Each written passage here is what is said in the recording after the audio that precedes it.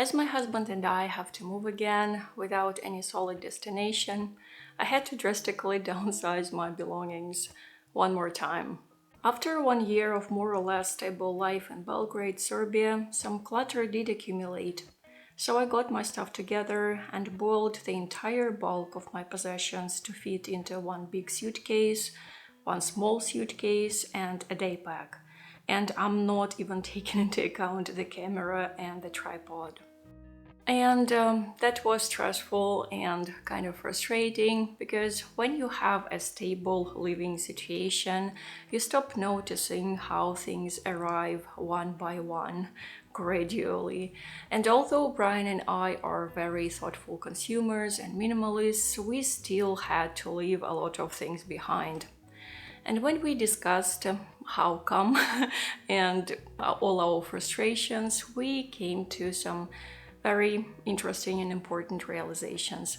But I think I will let Brian speak about it a little bit. How come that we accumulated all that stuff, although we are minimalists? I think it's multiple factors. I think one thing is we weren't living in our home country and we wanted to have a feeling of home. And one way to do that is to collect things that are ours. Because when we moved into the apartment, we had things that were other people's or the previous tenants or the owners. And we needed some things that were just ours.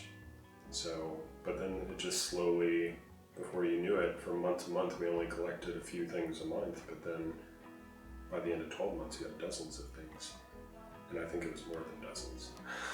So it was just seeking for comfort and some stability, you think? Yeah, I think so. Mainly. Yeah, I think if we were in the United States right now, or even, when our initial plans to be like in your home city for a while, it would have been very different because we already had things there. And we do have things there in both countries.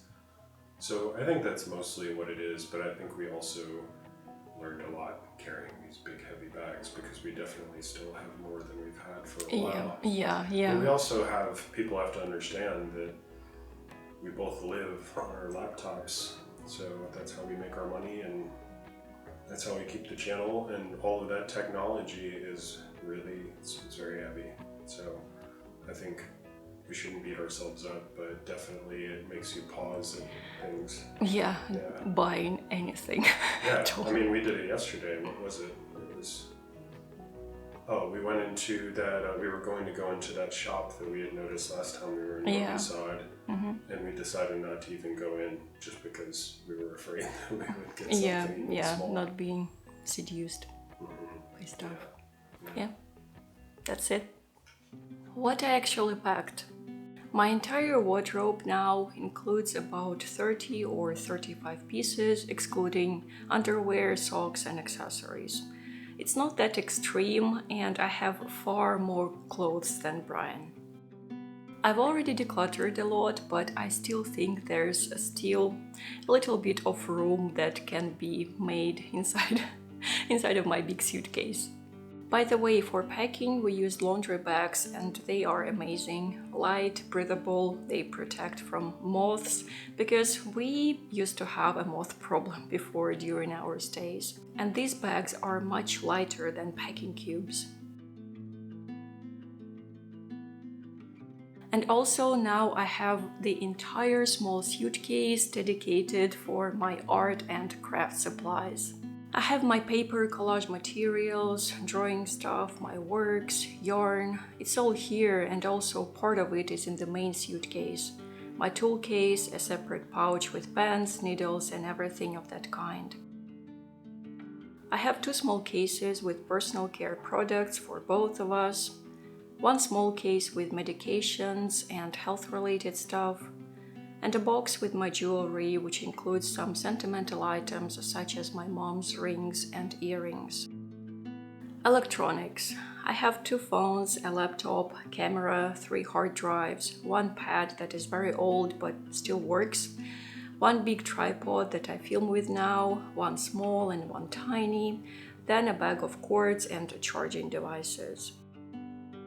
And also a certain number of miscellaneous things, such as this yoga mat that I have been having for about 6 years, and I still think that it's amazing for traveling. And by the way, it's not a sponsored video, I just love it a lot.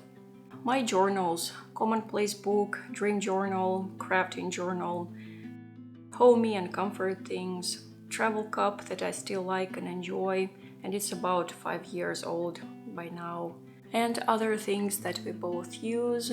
Also some Brian's things. He has 2 backpacks. Is everything easily transportable?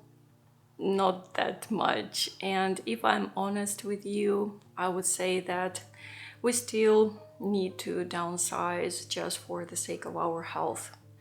When I left Siberia in March 2022, and before I reunited with Brian in June 2022, I had to carry everything that I had by myself, and it wasn't easy at all. It was very challenging.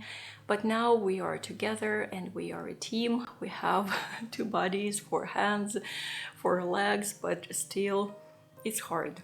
But I always remind myself about all the things that I'm grateful for the chance to be with my husband, for the chance to travel, although my passport meets a lot of closed doors, for the chance to tell my story and be heard. And that said, I'm very grateful for your attention and for all of you listening to me. So, what about the plans? Right now we are in a transition place, still in Serbia, but not in Belgrade anymore. We had to change our plans and we still have no idea where this decision will lead us to. We have accommodations booked for a couple of weeks ahead, and we'll have to cross the border very soon, and I'm pretty nervous about this, but you will learn about everything next week, hopefully. I've already shared renewed plans on my Patreon, so if you want extra unique content, you can join. I post a new video every week there. The community on Patreon and everyone who tips me on other tipping platforms make this channel possible and make my life at the moment, this adventure, possible, because this is how I make a living at the moment without having to worry much about the ruthless YouTube algorithm or just accepting all kinds of sponsorships that I'm not happy about. Thank you so much for watching this video till the end, my friends. Your time and attention are always the best support. And as always, for now, be safe and keep your heart open, and I will see you soon. Пока-пока. You want some coffee? Cute.